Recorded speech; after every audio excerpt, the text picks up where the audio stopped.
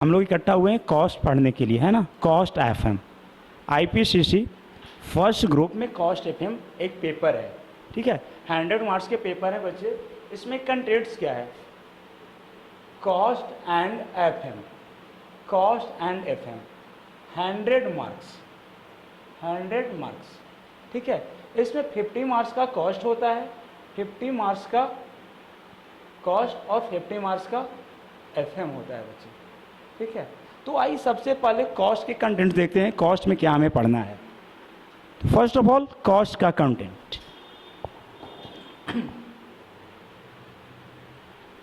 इसमें आपको पढ़ने होंगे basic concept of cost, basic concepts of cost. Second material, material. Third one labour. Fourth बच्चे overhead. Fifth cost sheet, cost sheet. Sixth job and batch costing, job and batch costing. Contract costing.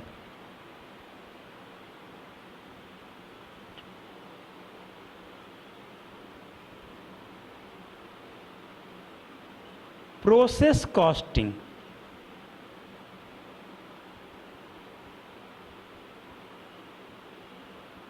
Joint and by product costing. Cost record, cost record. 11th operating costing, operating costing.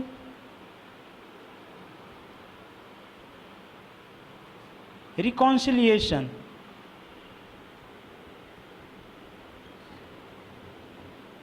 Financial profit with costing profit, with costing profit.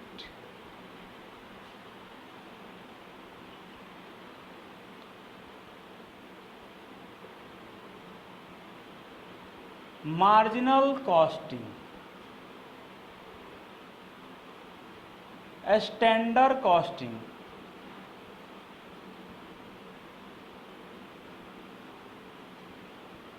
Budget control.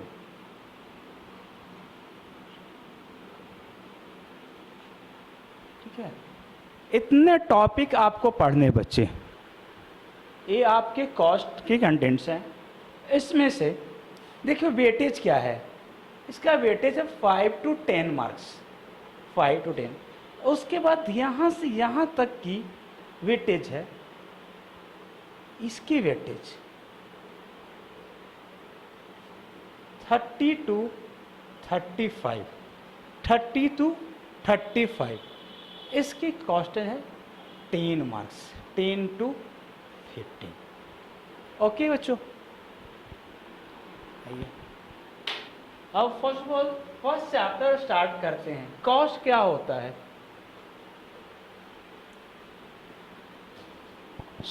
सबसे पहले बच्चों cost होता क्या है? What is my cost? Cost क्यों पढ़ते हैं हम? तो कॉस्ट क्या होता है सुनिए एक लाइन में। कॉस्ट किसी भी प्रोडक्ट को प्रोड्यूस करने के लिए जो रिसोर्सेस को यूज किया जाता है और उस रिसोर्सेज के लिए पे किया जाता है या किसी बेनिफिट को सेक्रीफाई किया जाता है सॉरी, वो उस प्रोडक्ट का कॉस्ट होता है ना। तो इसको डिफाइन करते हुए CIM लंदन ने लिखा है, कॉस्ट को डिफाइन किया है, the amount of expenditure, the amount of expenditure actual और नोशनल, एक्चुअल और नोशनल, इनकर्ड और on attributable to a given thing and activity, activities, CIMA London, CIMA London के द्वारा डिफिनेशन दिया गया बच्चे। The amount of expenditure actual और notional incurred or on attributable to a given things and activity। यहाँ पर बच्चे थिंग्स से मतलब प्रोडक्ट की है और एक्टिविटी से तात्पर्य सर्विस की है। प्रोडक्ट कॉस्टिंग प्रोडक्ट और सर्विस दोनों की जाती है। तो सिंपल शब्दों में कह सकते हैं कि किसी भी प्रोडक्ट को प्रोड्यूस करने में या किसी सर्विस को रेंडर करने में जो रिसोर्सेज यूज होता है और उस रिसोर्सेज जिसे हमने यूज किया है उसके लिए पे करते हैं या कोई बेनिफिट सेक्रीफाई किया जाए तो वह उस पर्टिकुलर प्रोडक्ट का या उस पर्टिकुलर सर्विस का कॉस्ट होता है। ठीक है, अब रिसोर्सेज बेनिफिट सेक्रीफाई करने की बात आती है, वो क्या होता है? जैसे यहाँ पर लिखा गया बच्चे एक्चुअल और नोशनल। एक्चुअल कॉस्ट वह होता है जो एक्चुअल में आप पे करते हैं, जिसमें कैश का आउटफ्लो होता है। जैसे मटेरियल परचेज करके लाया तो उसमें कैश का आउटफ्लो हुआ, लेबर को पेमेंट किया तो कैश आपके पॉकेट से गया, कंपनी के पास से कैश का आउटफ्लो होता है। इसके अलावा नोशनल कॉस्ट क्या होता है? Notional cost is a cost in which not any cash outflow, इसमें कैश का कोई आउटफ्लो नहीं होता, इसमें बेनिफिट को सेक्रीफाई किया जाता है। इसमें जो मैन्युफैक्चरर होता है, प्रोड्यूसर होता है, वो अपने बेनिफिट को सेक्रीफाई करता है। जैसे मान लो कि कोई प्रोडक्शन चल रहा है और वो जो कंपनी है उसके ओनर का मकान है और उसी मकान में प्रोडक्शन एक्टिविटी हो रही है, तो रॉ मटेरियल प्रोडक्ट को प्रोड्यूस करने के लिए रॉ मटेरियल लाया गया, वो तो उसकी एक्चुअल कॉस्ट हो गई, लेबर को पे किया गया। लेकिन क्या उस मकान का रेंट नहीं आएगा? रेंट आएगा ना। वो रेंट किससे देगा? वो जो होगा कंपनी का ओनर, मैन्युफैक्चरर, प्रोड्यूसर, वो किसे देगा? किसी को नहीं देगा बेटे, वो किसी को नहीं देगा, वो अपने बेनिफिट को सेक्रीफाई करता है। अगर वहीं पे प्रोडक्शन एक्टिविटी नहीं होती, प्रोडक्शन नहीं से वहाँ पे होता, तो वो क्या करता? उस बिल्डिंग को लेट आउट करता, उससे रेंट आती नहीं आता, रेट आता। लेकिन अब जब प्रोडक्शन वहाँ पे हो रहा है तो क्या लेट आउट करेगा? उसे नहीं करेगा। रेंट आएगा? नहीं आएगा। वो क्या हो रहा है? सेक्रीफाई कर रहा है ड्यू टू दिस, यानी इसका भी कॉस्ट है ना, इस प्रोडक्ट का कॉस्ट है ना।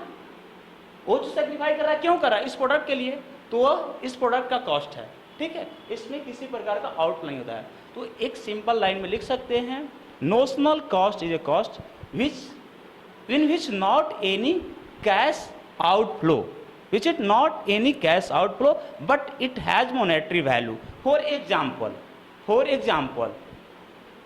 interest on own capital, okay, rent of own building etc। ठीक है, चलिए अब इस कॉस्ट को क्लासीफाई कैसे किया जाएगा बच्चे? तो आओ फर्स्ट स्टेप, इसका अगला स्टेप लिखो, classification of cost. Classification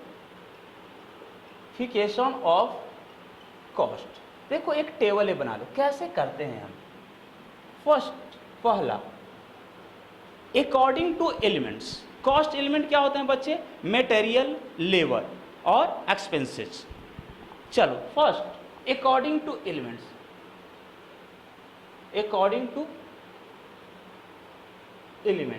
element को अनुसार कॉस्ट को 3 भागों में बांटा गया। ठीक है ना? मटेरियल, सेकेंड वन लेबर और थर्ड वन एक्सपेंसेस। ठीक है, उसके बाद second according to nature,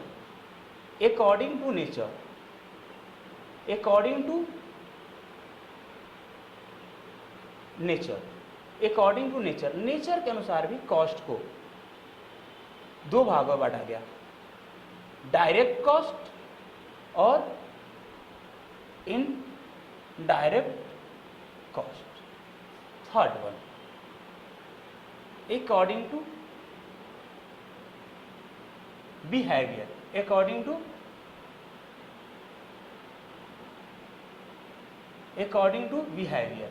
behaviour के अनुसार कॉस्ट को 3 भागों में बांटा गया, फिक्स्ड कॉस्ट, वेरिएबल कॉस्ट और semi variable cost.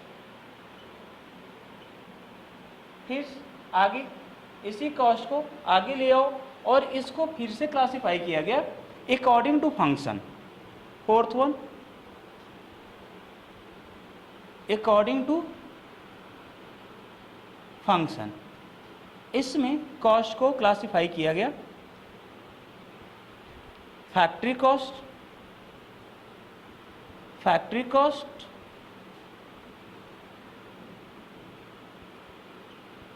Admin cost या ऑफिस कॉस्ट, है ना,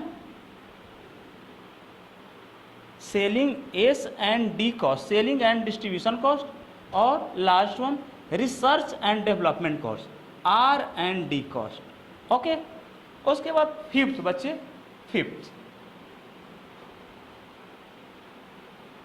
अकॉर्डिंग टू टाइम, टाइम के अनुसार से कॉस्ट को भी क्लासिफाई किया गया है।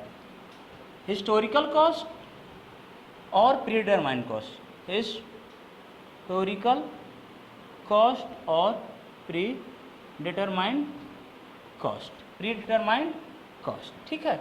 और लास्ट वन बचा है